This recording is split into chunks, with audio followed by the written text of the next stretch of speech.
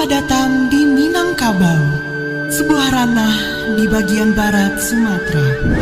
Di dalamnya hiduplah berbagai suku yang bersatu dalam adat dan budaya yang Basandi syarat Basandi Kitabullah yang menjadi penjaga warisan leluhurnya.